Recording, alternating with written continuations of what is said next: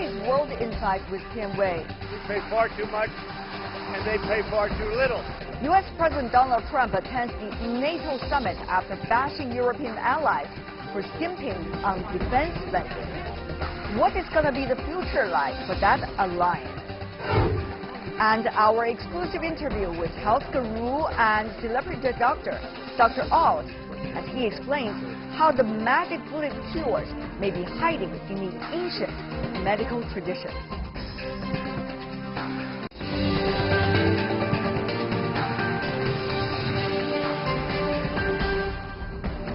Hello and welcome to World Insight with me, Tian Wei. The program comes to you Monday to Friday on CGTN.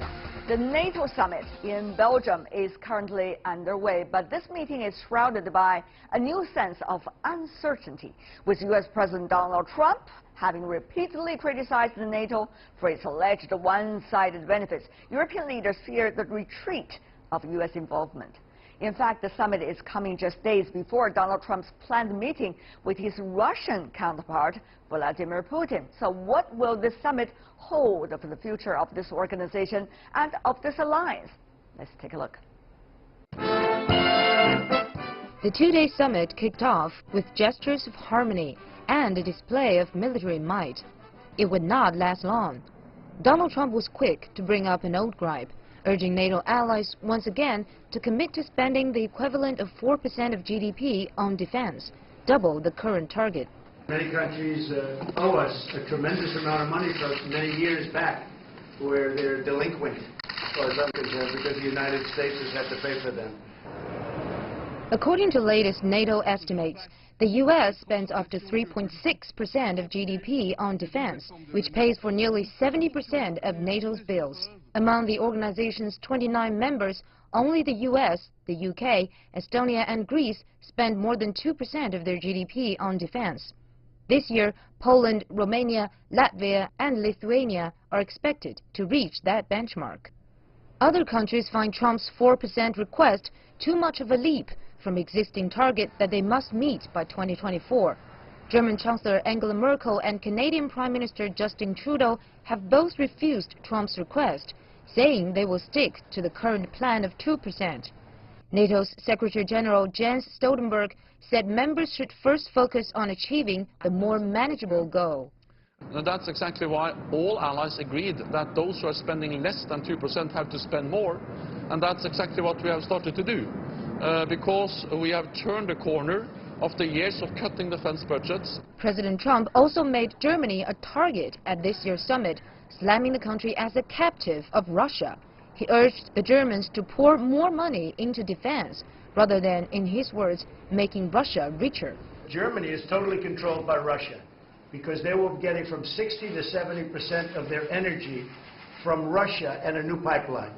And you tell me if that's appropriate, because I think it's not. And Merkel hit back. We manage our independent policies and make our independent decisions. In the more intimate setting of a bilateral meeting, Trump changed his tone, saying he has a very good relationship with the Chancellor.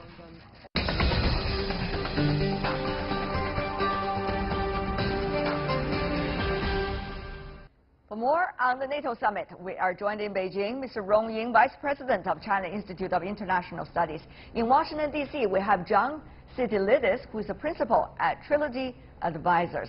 Mr. Sitilides, I want to start with you. What about this time to NATO Summit? Will that mend defenses with America's European allies, or actually things are going to downstream even further?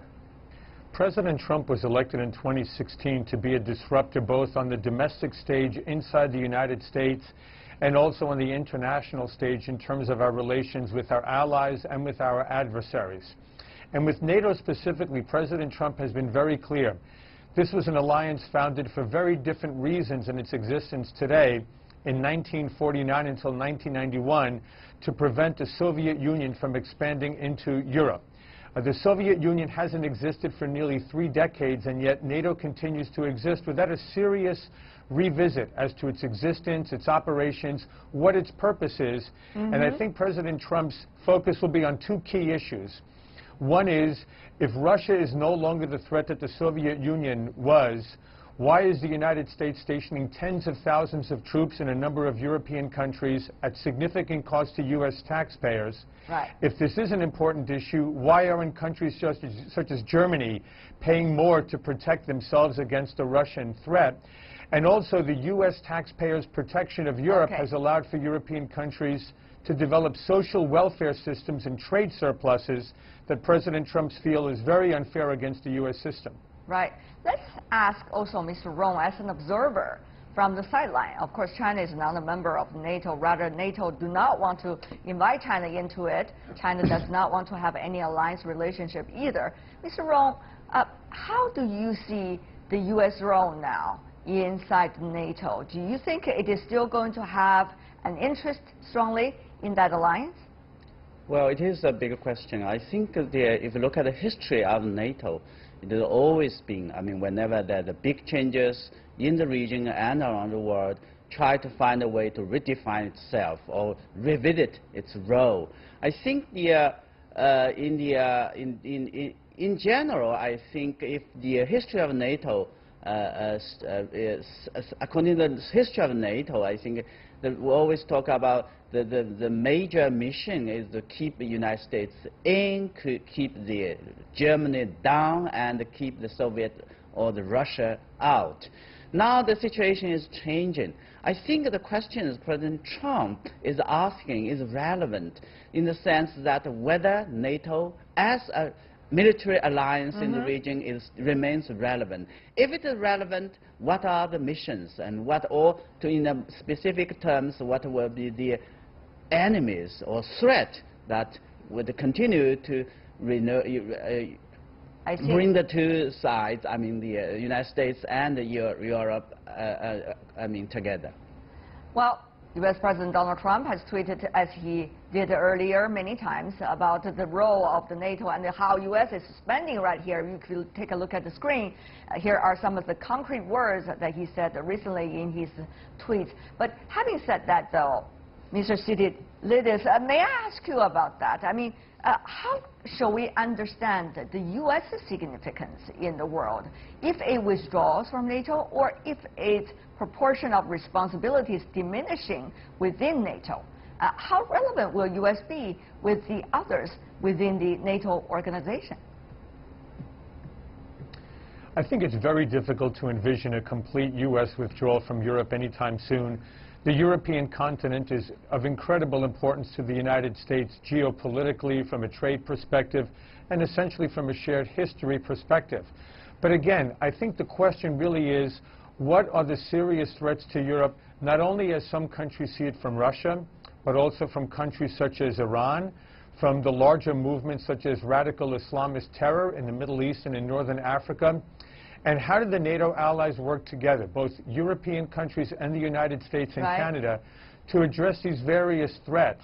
But there's been no serious dialogue about these new threats and what the responses to those threats should be.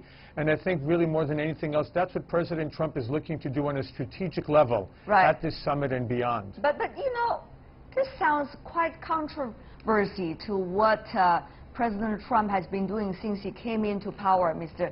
Sitilides. If you think about it, it is the United States alone recently in its unilateral sanction against Russia, but not the European allies of the United States. So if the United States does not think that Russia is that much of a threat, which is one of the original goals of NATO, why did the United States impose unilaterally further sanctions against Russia just over the past few months? So isn't that a lot of conflict of wording coming from the United States? You just want to save money without shouldering enough responsibility, while still want to make sure that Russia is not going to get close to the Europeans. What do you think, Mr. Sitilides? I think President Trump understands that on any given day of the year, Russia is one of the most important countries in the world. It occupies 1/8 of the world's landmass. It is, along with the United States, the two countries together are the most heavily nuclear-armed countries in the world. And Russia is able to project power and to cause serious problems as it chooses to in Europe, the Middle East, in Central Asia, and in Northeast Asia, for that matter, along China's borders.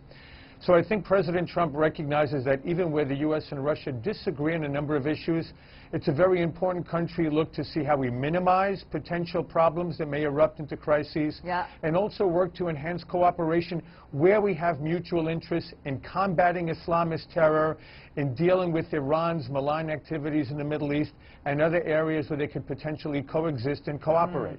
So is this really about the overall goal of NATO? Has that shifted? Or is this really about the United States trying to withdraw itself from all the important international and multilateral platforms as they did from WTO, from UNHCR, from TPP, from Iran nuclear deal, from Paris Accord? Mr. Sitilides, once again from you.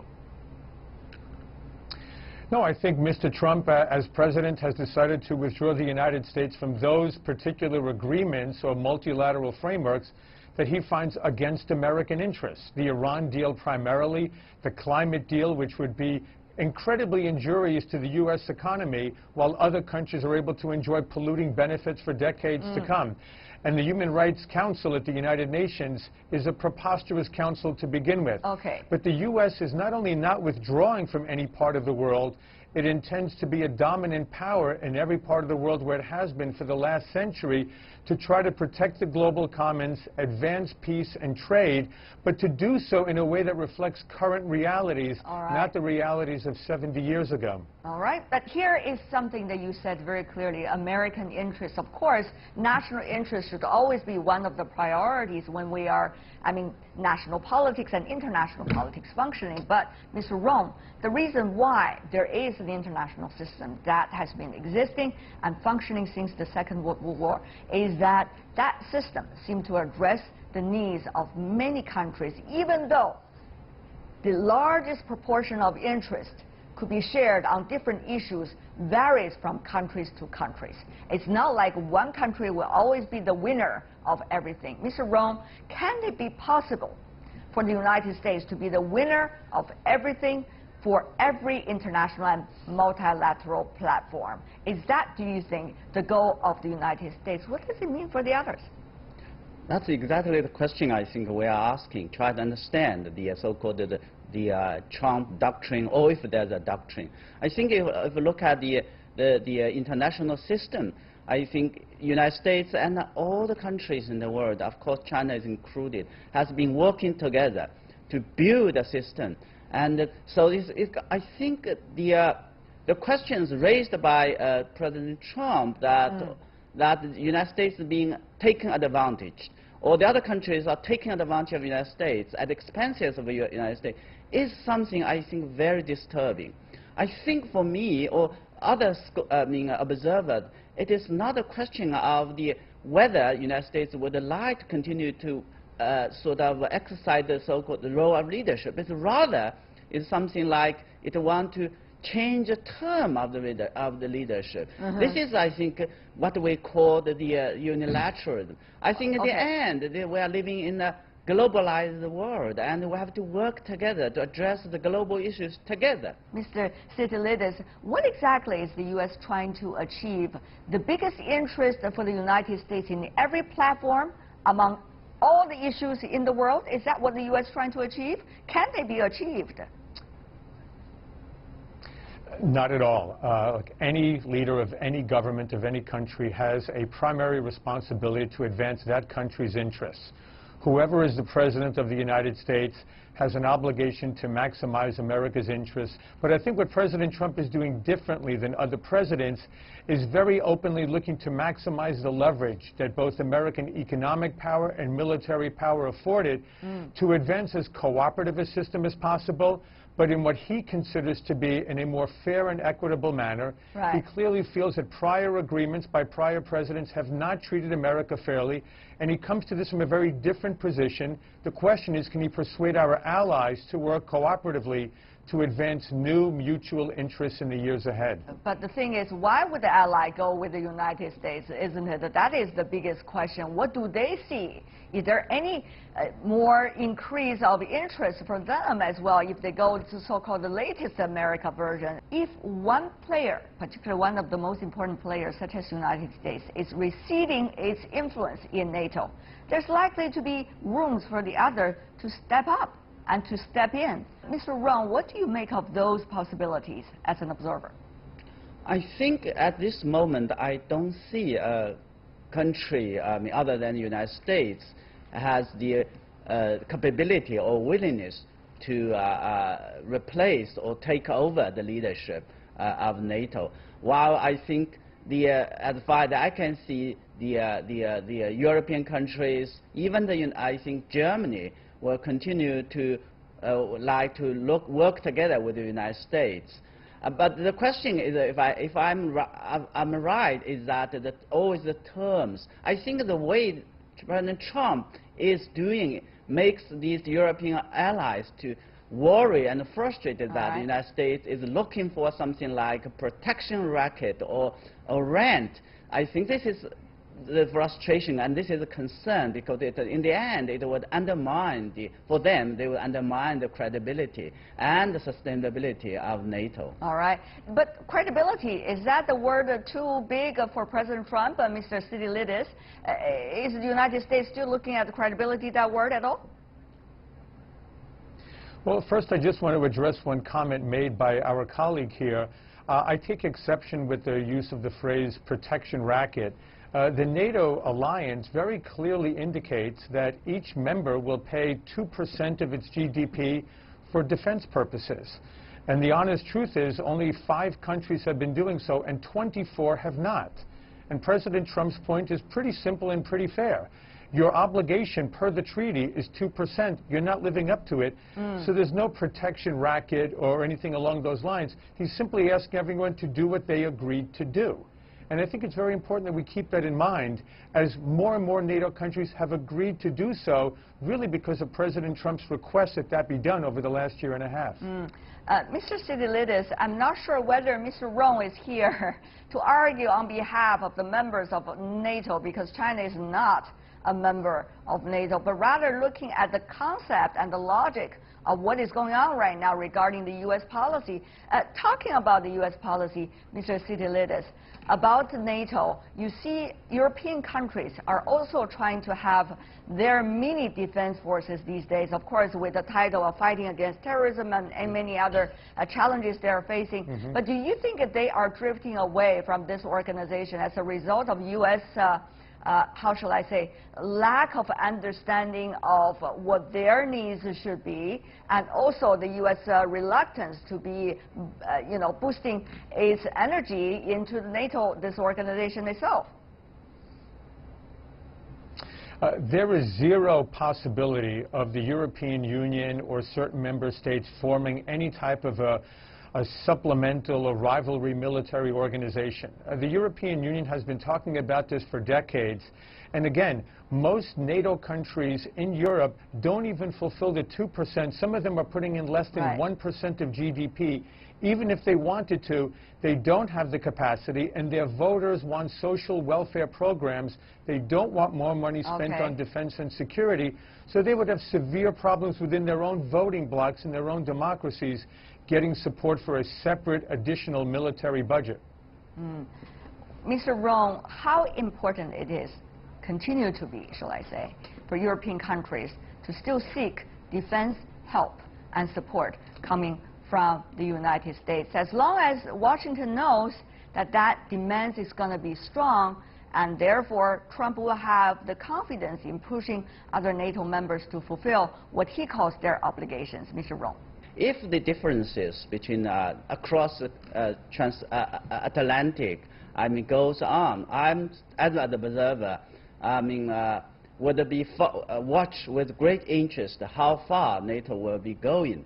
Either as the European would go their own national defense capabilities, which I think my colleague said no, or the United States and the European allies working together to redefine their missions, and in the meantime, by having agreement to how to share their burdens. Or in the end, possibly NATO is too old and too obsolete that we need to think about post-NATO sort of security arrangement in, across the Atlantic or under Europe. I see.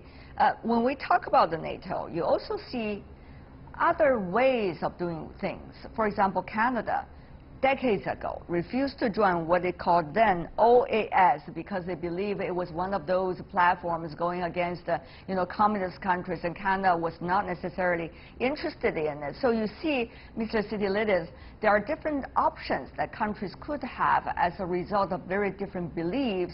If their visions about the future and reality different from the United States, there could be some cracks of NATO, and there could also be some cracks about what the common so-called defense potential would be among these countries. Mr. Sitilides, what would that mean?